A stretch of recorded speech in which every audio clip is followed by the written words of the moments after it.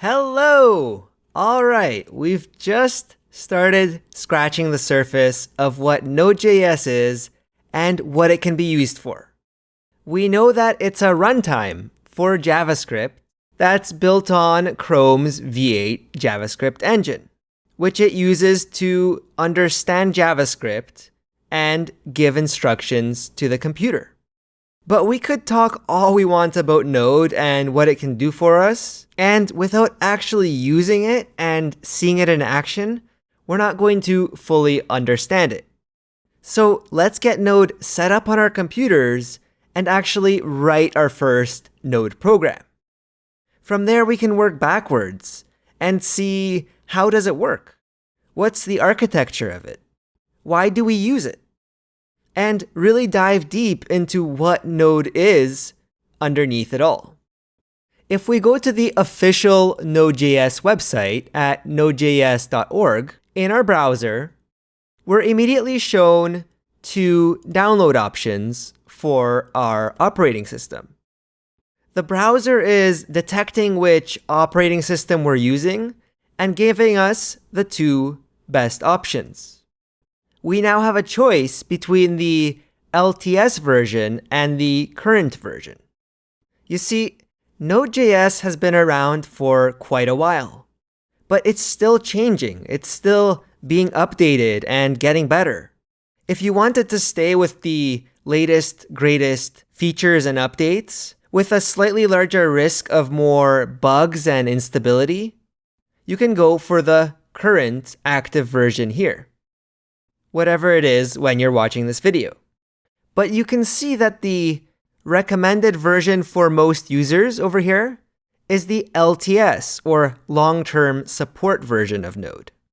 This means that the Node developers are guaranteeing that they will maintain and support this version of Node for longer than the active version. So if we're working with real-life production systems, we want the extra stability and guarantees that we get with a long-term support version. And because of that, for this course, I recommend this LTS version right here. We can also go to the downloads page and see that there are plenty of options here to install Node for every operating system. There's installers for Windows and macOS. There's Linux binaries and an option to install from source code. If instead you prefer installing Node using a package manager or an installer for your operating system that allows you to install packages like Node, you can scroll down to the Installing Node.js via Package Manager option, which has instructions for pretty much any distribution of Linux you can think of, as well as alternative options for macOS and Windows. For example, using Homebrew for macOS, or using a package manager like Chocolatey or Scoop for Windows over here. Finally, there's this option over here to install using NVM, or the Node Version Manager, which is a program that allows you to have multiple versions of Node installed at the same time and switch back and forth between them. This is for when you're working at a large company with multiple teams using different development environments that you need to switch back and forth from. So there's plenty of options, but the simplest way and the way that I recommend is to download the LTS installer for your operating system. And since I'm on a Mac, I'm going to download the macOS installer and then open it. Now I can follow through the steps of the installer, agreeing to the license, and I might need to put in my password to give it permission to install. All right, there we go. We've installed Node. That's awesome. Now I'm going to open up our terminal. If you're on Windows, you might want to use PowerShell. And if you're on Mac or Linux, your default terminal is all you need.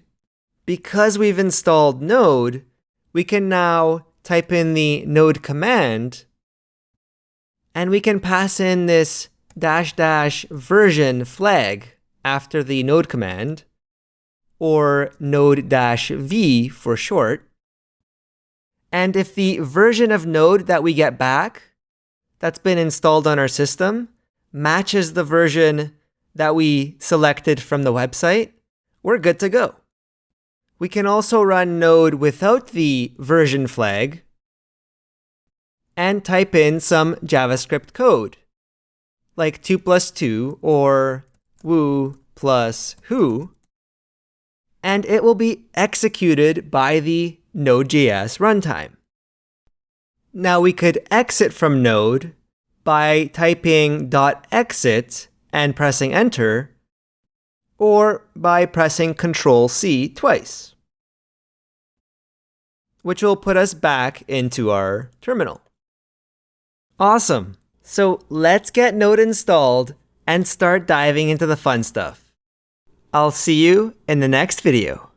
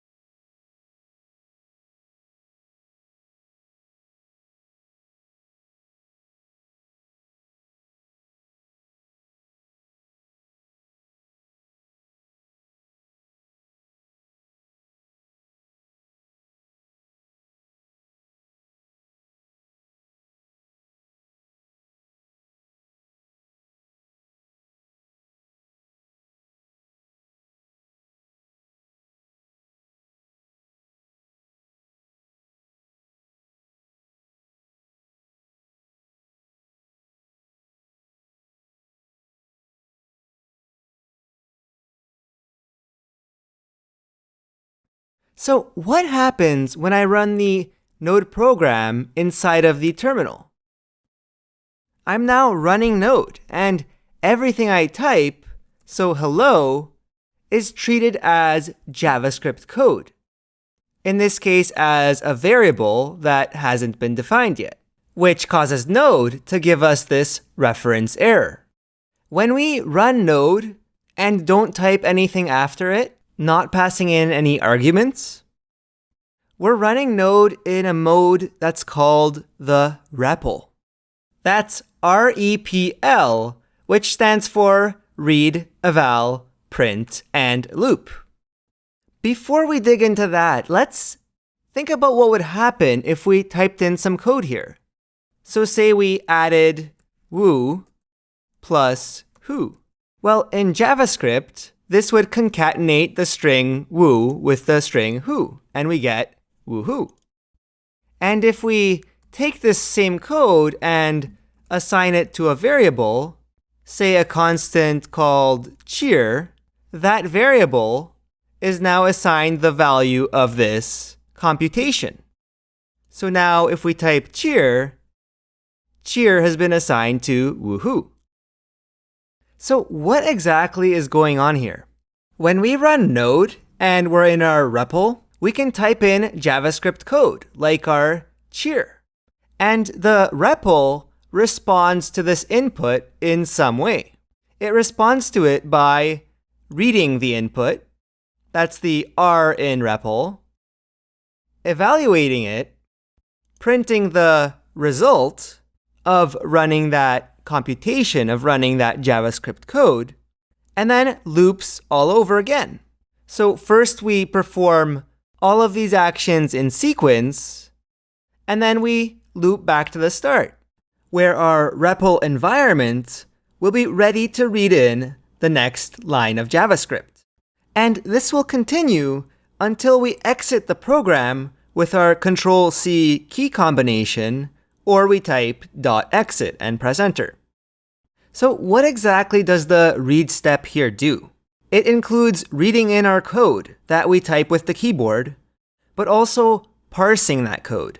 Parsing means that the V8 JavaScript engine will break down our line of code and understand the role of all the different parts of it. So for example, it will understand that we have woo here as a string and who as another string. We have this plus sign where they're being concatenated. We have an equals sign where the result of this, whatever that is, and it hasn't been evaluated yet, but the parser will now know that this equal sign means that the left side here is being assigned whatever is on the right side.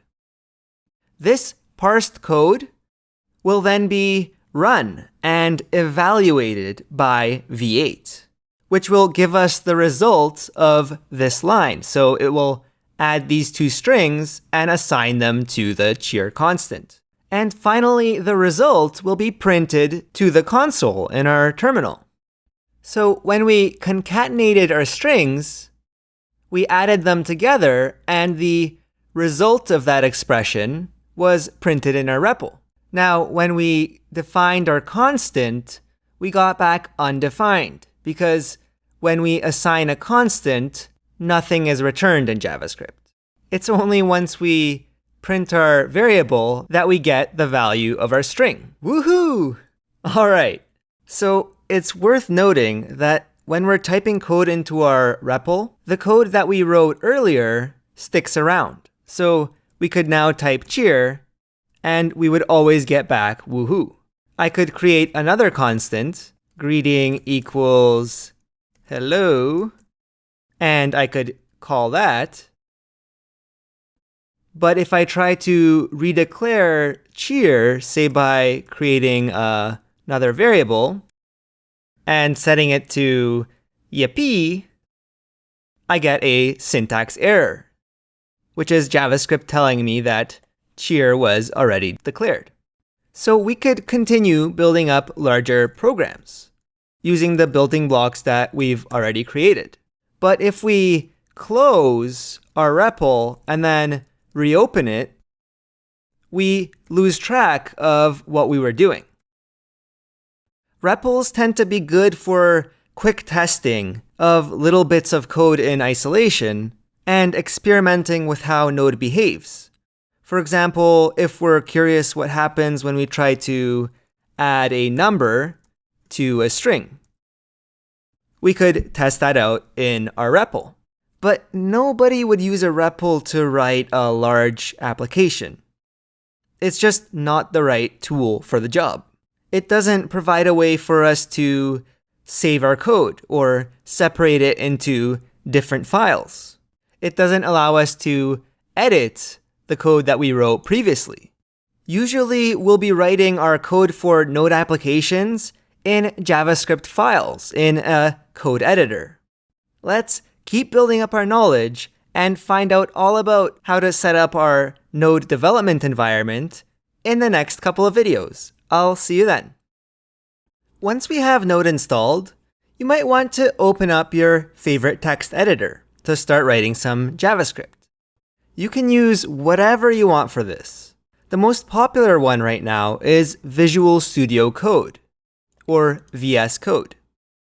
Again, you can use whatever you want for this, but if you don't have VS Code, you might want to download it for your system, whether that's Mac or Windows or Linux. Whatever your operating system is, you can download VS Code here. And once you've downloaded it, you can open it up and start writing our first Node file. So first thing, we're going to create a new file, and we're going to save it as hello.js. In my case, I already have a file called hello, so I'll replace it. And in the editor area here, I can start writing some Node code. And by Node code, it's just JavaScript. So I could write a function, say find meaning, just like we do in JavaScript, and I'll return 42. Now, if we want to open up our terminal and run this program, we can use the terminal in our operating system, but VS Code allows us to open up a terminal by going to the terminal option and selecting New Terminal, which gives us a terminal inside of VS Code. Now, you might prefer to have the terminal separate and not clutter up your screen here too much. And that's okay. That's a personal preference. But now we can run commands like node, which would run our REPL. But if we pass in the name of the file that we just wrote, Node will run that file for us. Okay, and since our function didn't actually do anything, it looks like it's working. So let's just make sure by console.logging the result of find meaning.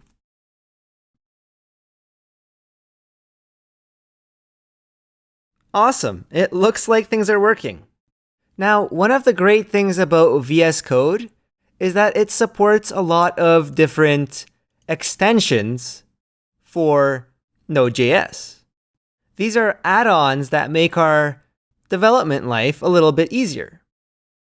And one that I like to make sure is installed is the Visual Studio IntelliCode plugin, which gives us some additional information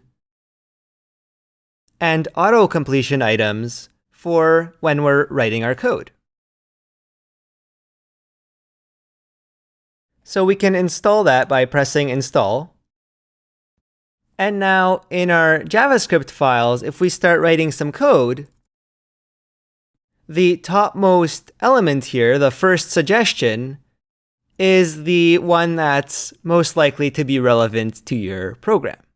So in this case, I actually want to be calling a function on the object class, say object.assign.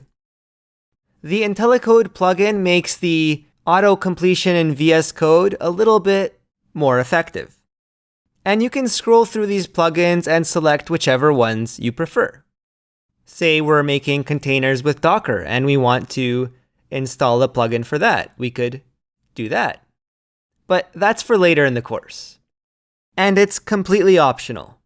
Again, you can use any IDE or editor that you prefer. I just think that VS Code is great for the purposes of this course, and my recommendation if you don't already have a strong preference. It's all up to you which editor you choose. And at the end of the day, as a developer, you're going to be picking and customizing your environment however you like. The most important thing is that you're comfortable with your own environment. All right, I'll see you in the next one. All right, everyone. It's time to finally build our first Node project. It's going to be something simple and a little silly, but it's going to get us started on our journey to building some really nice applications later on in the course. Let's start. So I have my hello.js here and my terminal below, and we're going to start by creating a constant to save our mission, which is going to be to learn. And we're going to say if our mission is equal to learn, then we're going to use our console.log to say time to write some Node code. And otherwise, we're going to say console.log is whatever we put for our mission. So we're going to use the plus operator to concatenate the mission string with our question. And we're going to ask, is mission really more fun? Okay, so now we can run our hello.js. And we should see it's time to write some Node code because our mission is to learn. But we can improve our program slightly by using this ECMAScript 6 feature called template strings. And ECMAScript is just the latest standard for the JavaScript programming language. So recent versions of JavaScript have this feature where we can use strings with this backtick instead of a quote and surround our string with backticks on both sides. This allows us to insert variables directly using this $ and brace syntax. This is a little cleaner than concatenating the strings every time using that plus operator. And it's possible because Node is kept up to date with the latest versions of the V8 JavaScript engine, which is in turn kept up to date with the latest features in the ECMAScript standard. What this means is that newer versions of Node will contain the latest JavaScript language features. This is great, but up until now, all of our code here has been just JavaScript. We could copy and paste it, and in our browser, in our developer tools, we could paste our code into the JavaScript console, and we get the same output. But remember, because we're using Node, we actually get a few extra benefits. Because it's a runtime, it doesn't just run JavaScript. We get a few tools on top of that. So just like the browser here has the window object, which we can use on the browser, and it contains things like, if we scroll through it, it has functions like the alert function to show an alert window to the user. It has a window.close function. And if we scroll down to document, the window object is storing what's called the document object model that the browser uses to store things like the URL being browsed and the body of the HTML.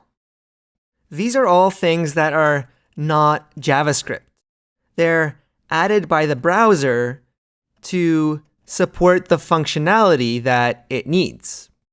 Just like we have browser functionality in the window object here on the browser, Node comes with its own API, or application programming interface, which is just a set of functions and how you use them. These Node APIs are things that are not pure JavaScript that are included in the Node runtime. Node exclusive features. They're things that make sense in Node that don't necessarily make sense to have in a browser.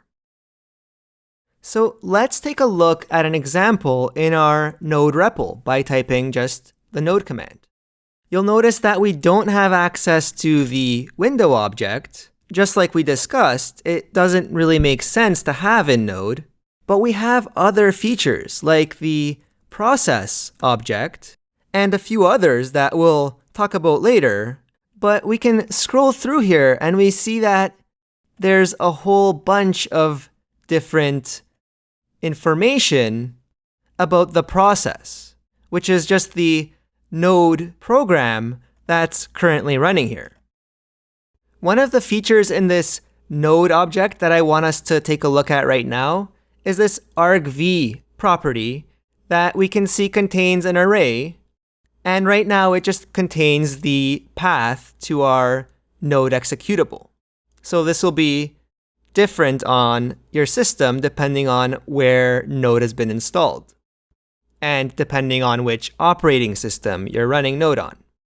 But it always contains that path to Node. So what's this used for? What's the purpose of having process.argv? Which is how we access this, process.argv.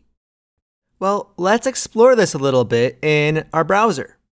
If we search for Node process, the first result should be the Node.js documentation, which will default to whatever the latest version of Node is. And if that doesn't match the version of Node that we're currently using, then we can go to this dropdown and select your version of Node. And on the left here, we have a list of all of the modules, all of the APIs that are built into Node. There's quite a few, so we'll explore this a little bit more later, but the one we're interested in right now is the process module. And we can see that the process object is a global that provides information about and control over the current Node.js process. Now, don't worry, we're going to talk about what global means and explore some of the other globals in the upcoming videos. But right now, we want to learn about this argv array that we saw. And the Node documentation tells us which version of Node the feature was added in. So in this case, one of the first versions of Node that was released. It tells us what the function returns, in this case, an array of strings, and then some documentation for it. So we can see that argv returns an array containing the command line arguments passed when the Node.js process was launched. And then it tells us that the first element will always be the path of the Node process, which we already saw, and that the second element will be the path to the JavaScript file being executed, while the remaining elements will be any additional command line arguments. So with this argv array, we get the arguments that were passed into Node. Back in our editor, if I exit out of the REPL and run node hello.js, using the process module, the hello script can get access to the arguments that were passed to it. Let me show you. So instead of hard-coding mission to learn, we're going to say mission is process.argv, and we're going to select the argument at the second index. Now I can do node hello.js and pass something afterwards, say the word explore, and explore will be passed as an argument to our script. It will be passed in as argv at 0, 1, 2. It will be at the second index of our array. And now our program knows that explore is our mission, which is not equal to learn. So we get, is explore really more fun than learning? Now I could go back to the way the code was with learn hard-coded and still pass in explore as an argument, and the code will still run. Oops, I have to save my file first. And we can see that the code still runs, but we get our old hard-coded response. This is because arguments that aren't used are just ignored. And now if I add back our argv and pass in, let's say, learn, our hello script is telling us that it's time to write some Node code. Argv at the second index is learn, which makes our mission learn, and our console.log is the first option here. For now, we've used the process.argv feature to build our first little silly Node application, but one through which we've learned a lot. I now know that I have this Node runtime with me, with which I can run code and tell my machine what to do. And Node has all of these nice things that it adds for us on top of just plain JavaScript. And all of these things that we see in the documentation here are things that we're going to explore throughout the course, up until we write a real-life application. It's going to be a good one, and we're just scratching the surface, but I hope this gets you excited, because this is just the beginning. I'll see you in the next video. Welcome back. So how is Node different than JavaScript? Well, we know that JavaScript is a programming language.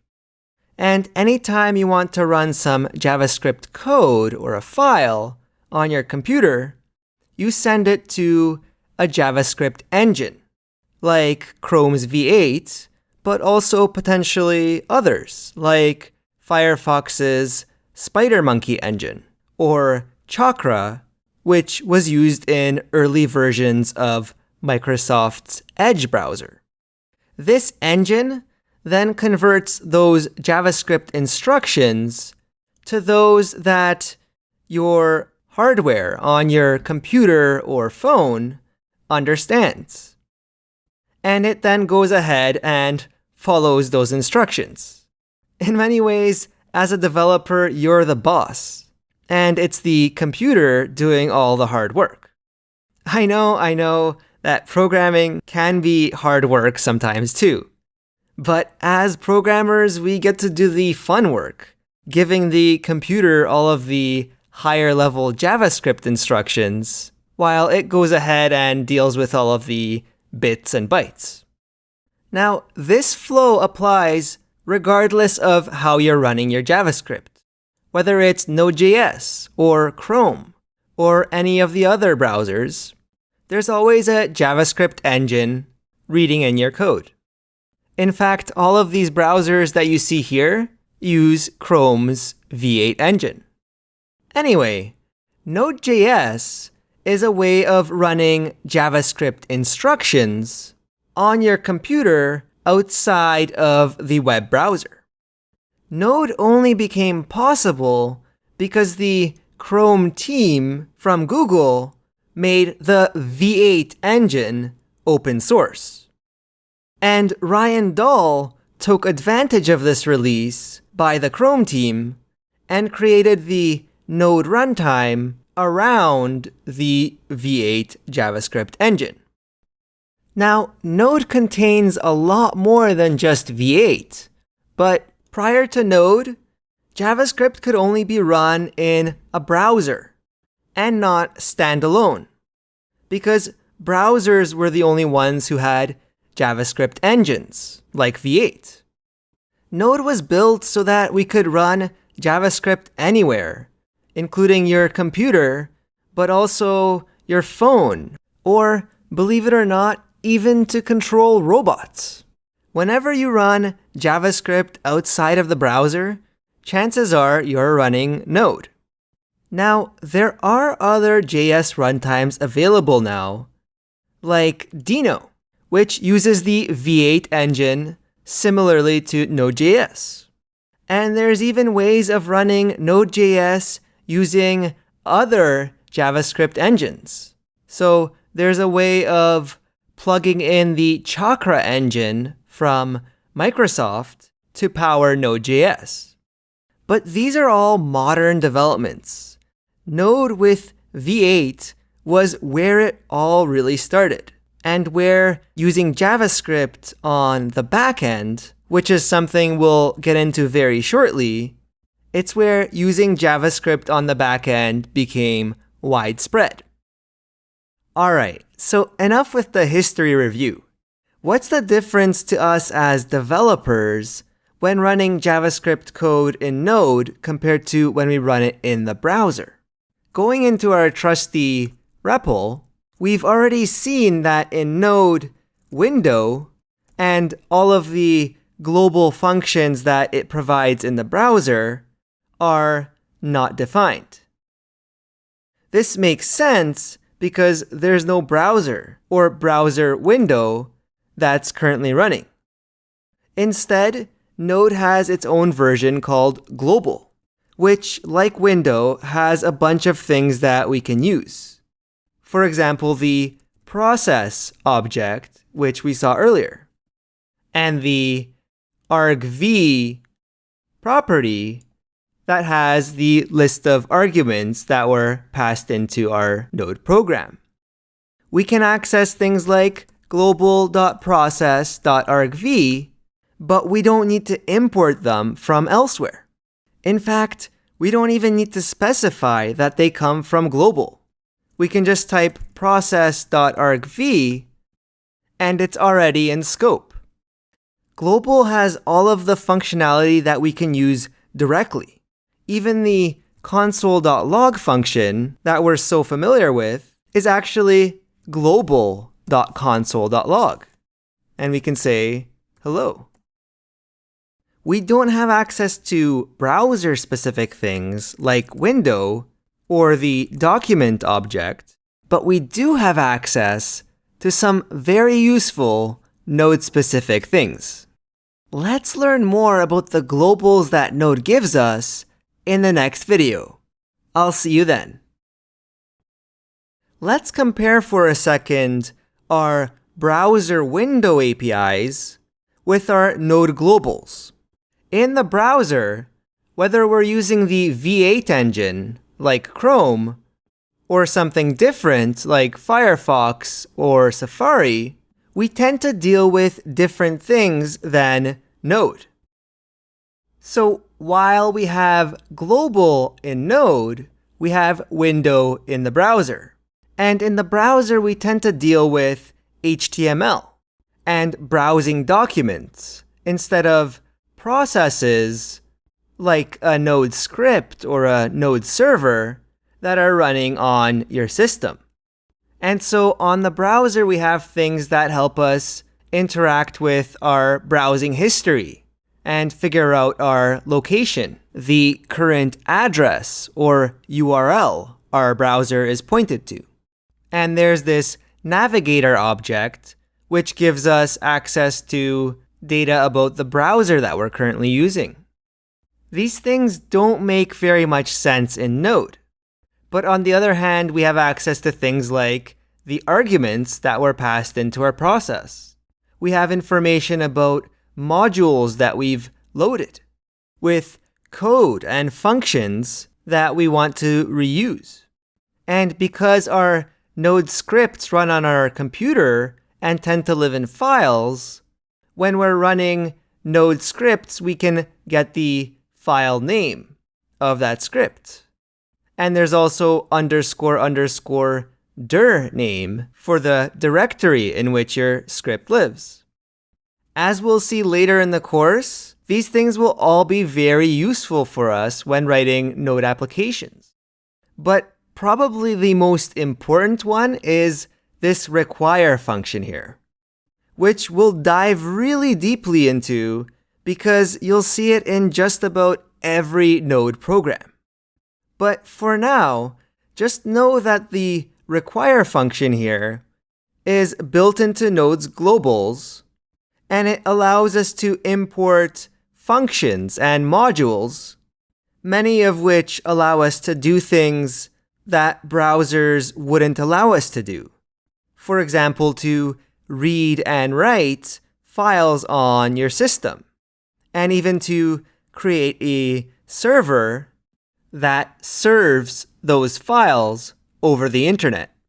Now, this is all really high level, and I promise we'll be digging into all of this in way more detail, but I just wanted to give you a breakdown of some of the more common globals that Node provides for us, and compare them to what we have in the browser. For a complete list of globals, we can go to our Node documentation here and scroll down to the globals page, where we can see all of our globals, including the dir name and file name, which we mentioned, as well as some that we haven't seen before, like the exports and the set timeout function here, which you might be familiar with from the browser. It's the equivalent of the set timeout function that we have on the window object. Just like the URL down here is the Node equivalent of the URL class that we can access in our browser console. And we can see that this URL class, if we go to the URL section here, is browser compatible. It follows this WhatWG URL standard, where WhatWG is a community including Apple and Mozilla that's responsible for many of the web standards, including HTML. And this URL class follows browser conventions to help us work with addresses like example.org. This is an example of how Node has gotten much better in recent versions at bridging the gap between code we write on the browser and code that we write in Node. We can see an example of this in how this was added relatively recently in version 10.0 in 2018. Little changes like the addition of the URL class make our life when going from front-end to back-end code, which we'll be talking about next, just a little bit easier. All right, so now that we have a better understanding of the relationship between JavaScript and Node.js, and how JavaScript in the browser differs from JavaScript in Node, let's take a quick break, and I'll see you in the next video. How is Node most often used? We can use it for scripts that do things on our computer, our local machine. For example, to read and write files. But in the majority of cases, we use Node to create servers, to build web and mobile applications that connect to databases, provide user data, and things like videos, photos, and other content. And our servers also provide security features, like allowing users to log in. In order to understand how we'll be applying what we learn in the next few videos, including when we apply it in our final project, we need to get a bit of a lesson in backend technology and how it compares to the front end. Now, if you're already familiar with working with backends, from front-end development or working with backends in other runtimes and programming languages, this might be review. But we need to make sure we have our fundamentals in place. When it comes to the web and even mobile, there's usually this idea of a client and a server, the front end and the back end. The front end here is your browser or mobile phone. It's what you see on the screen as a user. The back end is what happens behind the scenes, where we tend to have things like security features, input validation, and most of our business logic, especially if it's something like intellectual property. That's core to our product, and we want to be in full control over it. For example, business logic like how Google determines the ranking of websites when you search. This top secret algorithm that's so important to how Google works. And on the back end, we tend to talk to multiple different servers, providing services that we then put together in some meaningful way for our application. Let's think about this from the top. What happens when I load a website, like google.com? I'm telling my browser here, go find google.com. And it's going to go where Google has their servers for the front page of Google. And it's going to make what we call a request and say, hey, server, can you give me some data for whatever is on that page? It could be the Google logo, the header, or the search bar. The server will then send back what we call a response and say, okay, here's the data that you need to display this page. This can include static files like HTML, which is the hypertext markup language used to lay the page out and, for example, separate the logo from the search bar. We might have JavaScript, which we use to perform actions on that page, or CSS to provide the visual styling and appearance of that page. The language that the server uses to talk to the client and the language that the client uses to send requests for data to the server is called HTTP, or the Hypertext Transfer Protocol. HTTP is used to transfer these files from the server to the browser. And oftentimes we'll see HTTPS, which is the secure version of this protocol, where all communication between the client and server is encrypted to help keep our data secure, in case someone tries to come between us in the browser and the server to snoop on what we're saying, spy on us, and steal our data. Thankfully, most websites use the secure version of HTTP by default now to make sure our data is secure when it's being transferred over the internet. So there's nothing suspicious going on here. All right, but say we load Facebook.com instead, and we have a page that's more dynamic. We might ask the server, hey, I just logged in. Can you give me the data for my user and the data for my friends? And the server is going to say, no problem, here it is. But rather than sending that data in files that are static like we saw before, it could send the data back in a number of formats. The data could be JSON or XML, or even just plain text data. where JSON is our JavaScript object format, or JavaScript object notation, using our curly braces and key value pairs, just like in JavaScript. And an alternative format is XML, which looks a lot like HTML, where we use these pairs of tags. And for example, here in our correct version, a pair of tags can have some data.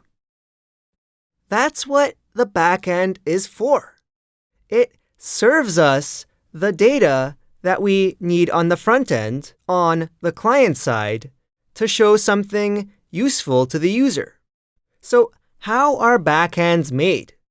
We can use any language and runtime that you want.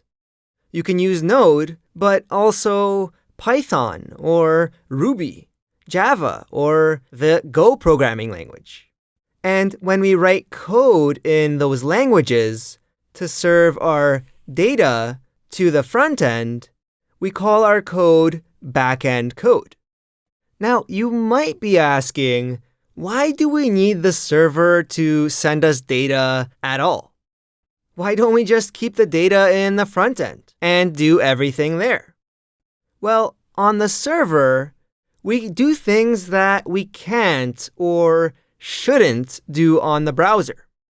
Things like security, logging our users in, and input validation, where the client can send us data that we don't expect, and we need to make sure that it matches our needs.